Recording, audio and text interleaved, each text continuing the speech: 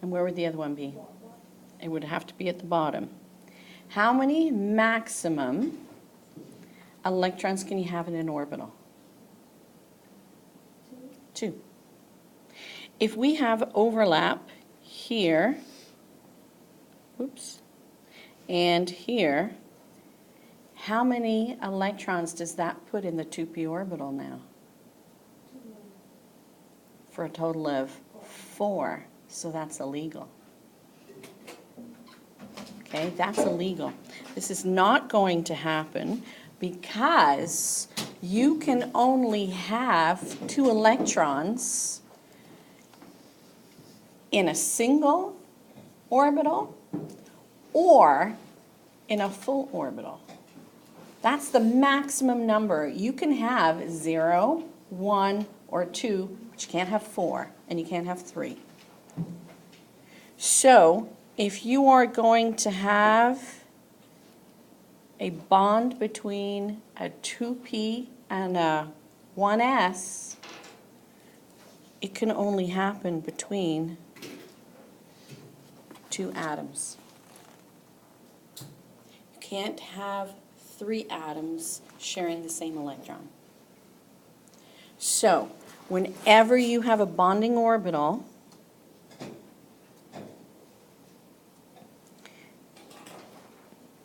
that number still applies. You can still only have 2 electrons shared. So this p orbital can only have a maximum of 2. There can't be 3. There can't be 4. Does that make sense? So you will not have this. You will not have these 3. You can only have 2 of them. You can only have 2 atoms, 2 orbitals overlapping. Okay, 2 orbitals overlapping. Okay? You okay with that? Yes, no, kinda not. Okay? Ground state is what it is normally. And you will pick the central atom. So carbon. Fill in 1s, 2s,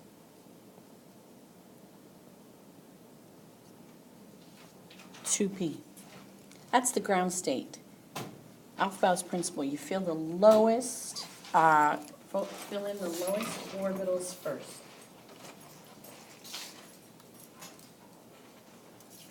Okay.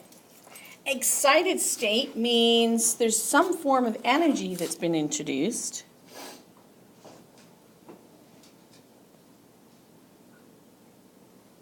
So, one of your electrons is in a higher orbital than it should be. That's excited state. So we've talked about ground state and excited state quite a few weeks ago when we were talking about quantum numbers and energy of the electron. Promoted state is what happens during hybridization. So promoted state, how many bonds, you got to ask yourself, how many bonds does carbon make? Always. 4, right? 4. So it needs how many single electrons? 4. Because each bond will contain an electron from carbon. So you've only got 2 singles. So we've got to do something to this pair to make them singles. So we split them up. But then what we end up doing is blending them. So when you do a promoted state, you still have your 1s electrons. They're not in the valence shell, so we don't even worry about them. You don't even have to draw them in your promoted state. And then we know that we have 4 degenerate orbitals. 4 equal energy orbitals. And we know this because of the X-rays of the structures. They know that the bond lengths are exactly the same. They know the bond strengths are exactly the same. So methane contains 4 identical CH bonds.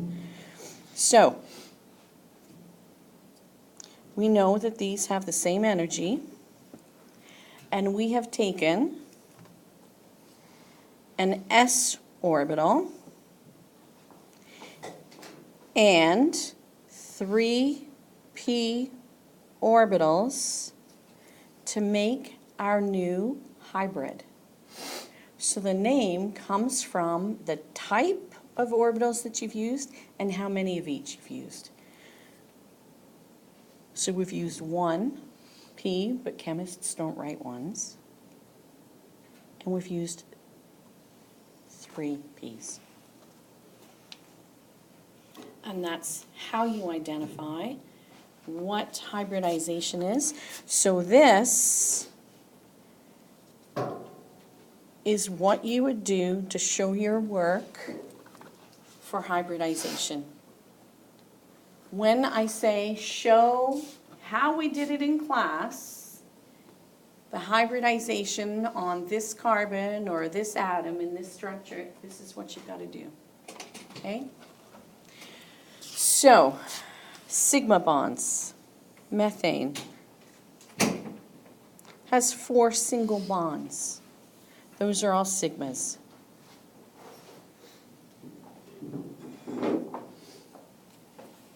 Right? Those are all sigma bonds.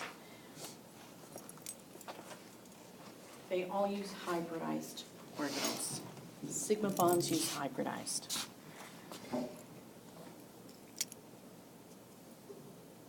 So does that help? When you promote an electron, you're splitting up pairs, but you only count now how many p orbitals that you've used when you name your hybridization. So if you have any electrons in the p orbital and you move the s one up, it would be sp1? Yes. Yeah. You got it. So, hybrid orbitals, kind of funny looking. More like balloons. Okay? More like balloons. So there's 1, 2, 3, 4. Kind of going with my tetrahedral shape. It's not beautiful. I'm telling you right now. Okay, so there's my electrons in my hybrid orbitals. And now, here come my hydrogen electrons. Yeah, the blue is the carbon, the black is the hydrogen.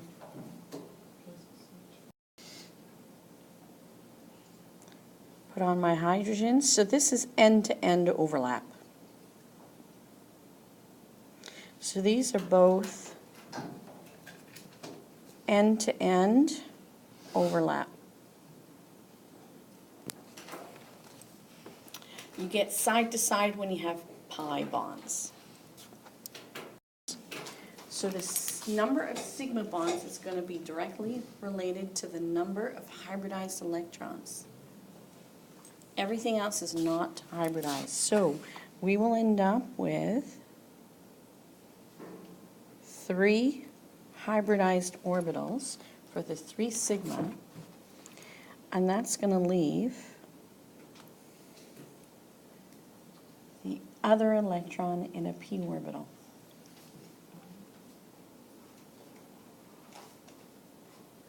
So what do you think the hybridization will be? Because they're not going to be equal in energy. These are going to be slightly more in energy than the p orbital. Because they're going to bond. And bonding makes atoms happy. In terms of energy. So, only the 3 hybrid orbitals are degenerate. Only the 3 hybrid orbitals have the same energy. So, how many of which type of orbitals were used to make the hybrid orbitals. Is anybody, yeah? Yeah, this is sp2. sp2, okay? And this is just a p orbital.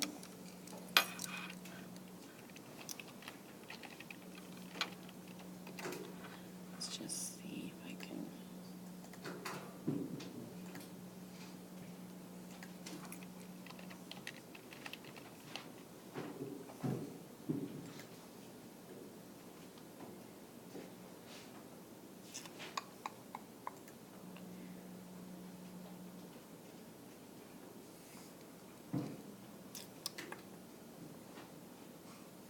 Okay.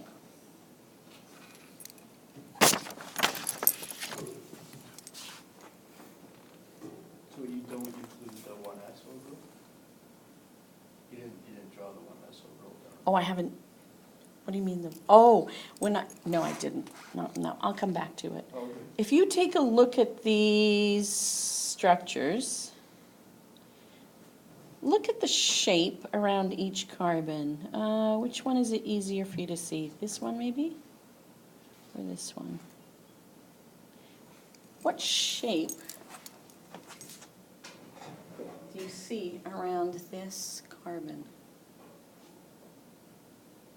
What shape? Hexagon around this? Whoops. Buckminster Natural. God, there's so much fake news. That looked real. That looked real. That's the sad thing. That's the scary thing.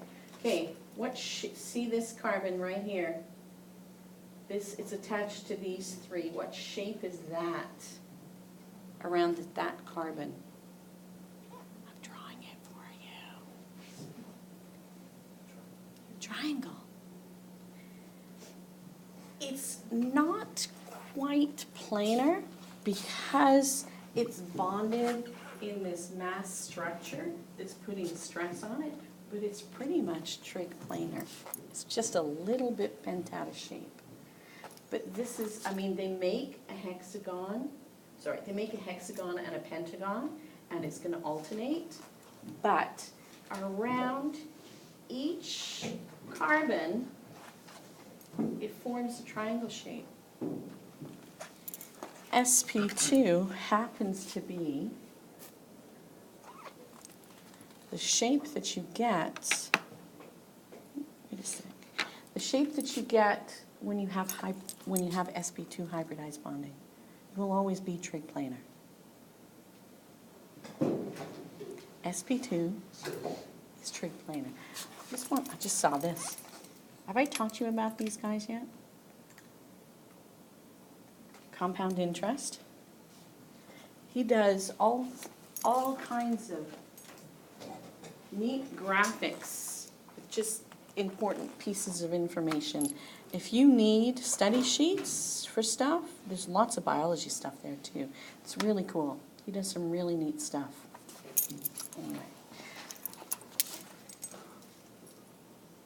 1970. That's my lifetime. Not yours. My lifetime. It was proposed. The structure was proposed. 1985. Discovered during work. I was almost in university. I still remember my third year in organic professor was so excited about this thing. It was new. Okay, so there you go. sp2. What did you ask me? Oh, where's the 1s? It's there. You don't have to draw it when you do the promoted. You don't have to. It's still there, but it's not part of the bonding. Your bonding only occurs in the valence shell. Orbital, 3p orbitals, and 1 d orbital used. So how many are there total? 5.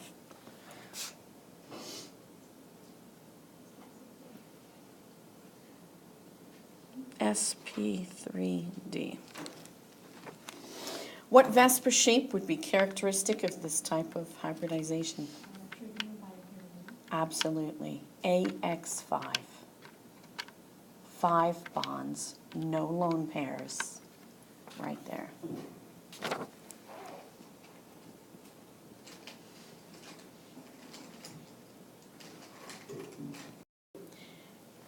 Any questions about how I just labeled it? Yes? Why are you putting a sigma and a pi bar on a double bond? Do you have to do that? Yep. Yeah. Anybody want to explain that?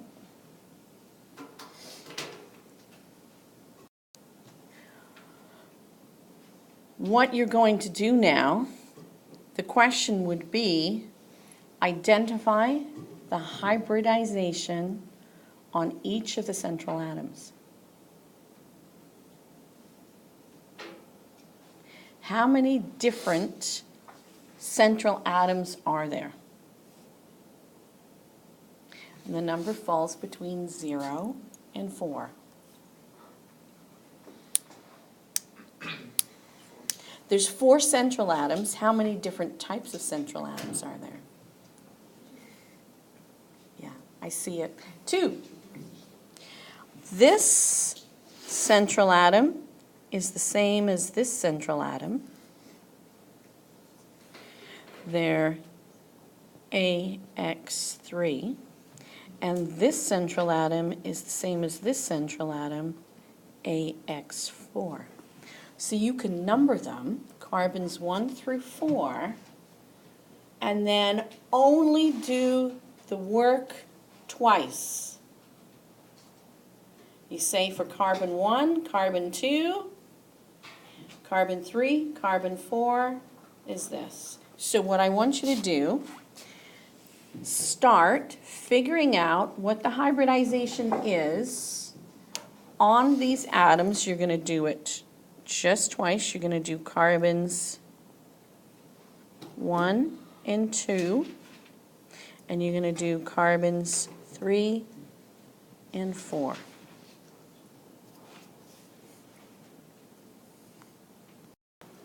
If you have a triple bond,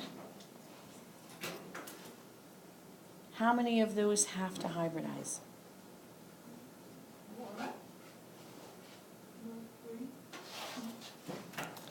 That's a sigma.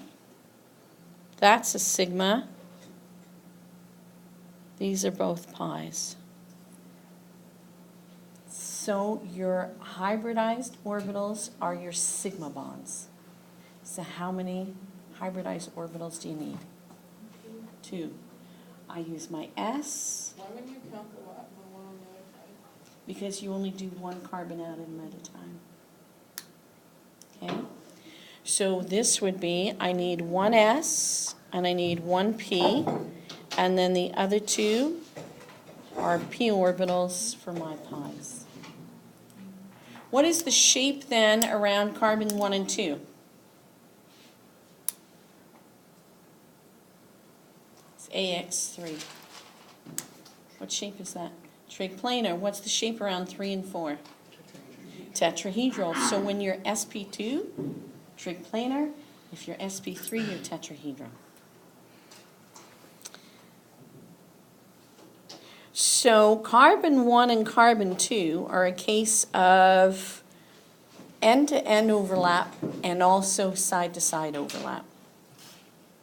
And this is where it gets pretty bizarre. So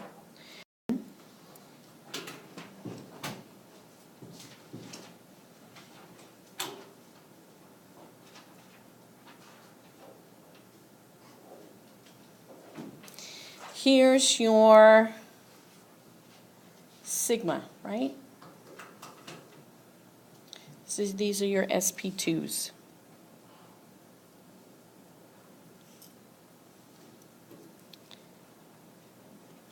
This is going to overlap with an sp2 from another carbon and 2 hydrogens. There's 3 of our orbitals.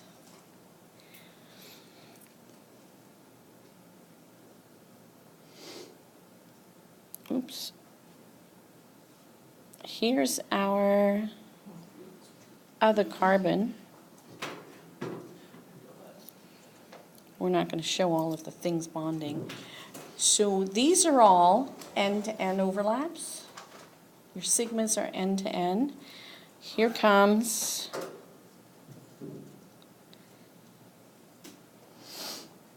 your P's. There's an electron over here, an electron over here. We call this side to side overlap. On a test, I'm actually not going to expect you to have to draw that. Maybe on an assignment with some colored pencil crayons. But basically, that's how we show side to side overlap. They're actually overlapping though. They're not. They don't look like they are on the diagram, but they will actually be in the same space.